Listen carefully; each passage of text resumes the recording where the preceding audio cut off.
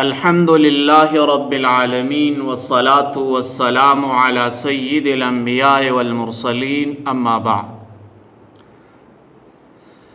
زما محترمو، نن به د دوو بیعو په باره کې څه خبرې کوو. یو بیع باطل ده او بل بیع فاسد ده. بیع باطل څه ته ویل کېږي او بیع فاسد دا څه ته ویل کېږي. د دې دواړو بیعونه نبی علیه السلام منع کړی ده. بیع باطل دی ته ویل کېږي چې د اخیستو او د خرڅولو د دواړو لحاظ سره دا دې بنیاد د دې اصل وصف چې کوم دی هغه د شریعت خلاف وي او د دې سودا بنیاد دا غیر شرعي وي او دا د سر نه معاهده او سوداړو شمارل کېږي نه. لکه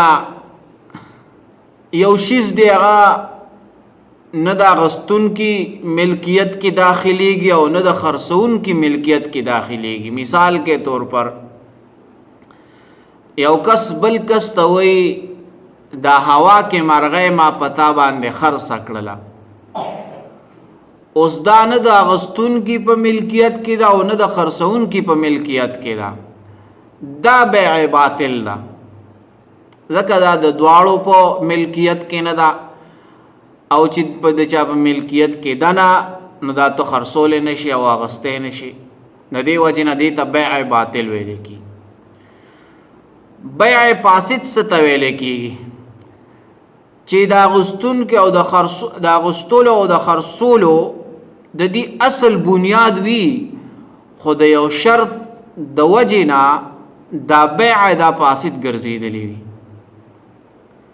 که چېرته د دې نه هغه شرط لري شي نو دا بیع دا درسته ده، صحیح ده. مثال کے طور پر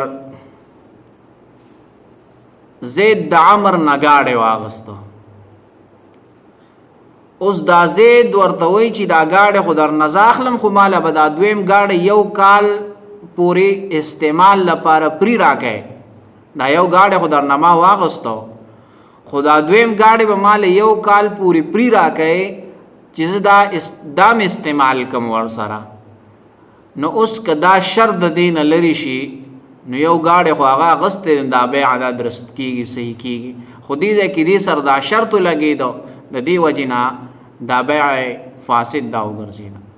اوس دې باندې یو څو مسایل بیانو. مثال کې یو کس دی او هغه بل کس ته وایي دې تالاب کې چې څومره میان دي دا ټول ما په تا باندې خرڅ کړل.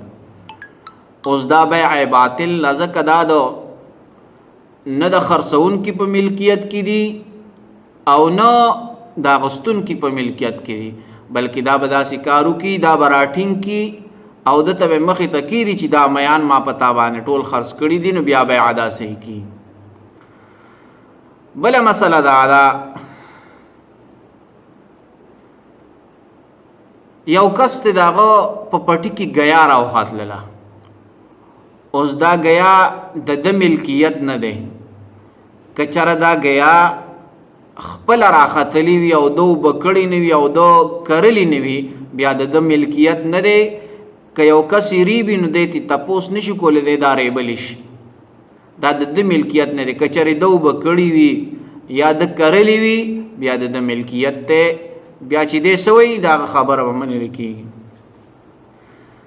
یا یو کس دی هغه بل کس ته وایي چې تا باندې زه دا څاروی خرڅوم خو د دې په خېټه کې چې کوم بچی دی دا در باندې نه خرڅوم، نو دا بیع باطل ده، داسې نشي کېدلی، دا جایز نه دی.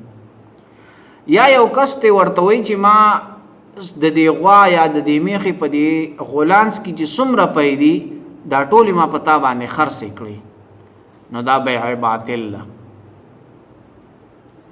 د دې دا د چا ملکیت کې دي نه دا پای بړومبه اوله شي بیا به د تکیری چې دا پای دی دا ما پتا باندې خرڅې کړی نو دا یو څو مسائل دي دا یاد کې او نور مرګرو سره شرک اکثر خلق داسې قسمه بیع کوي چې هر مسلمان نه دی نه ځان وساتي. جزاکم الله احسن الجزاء.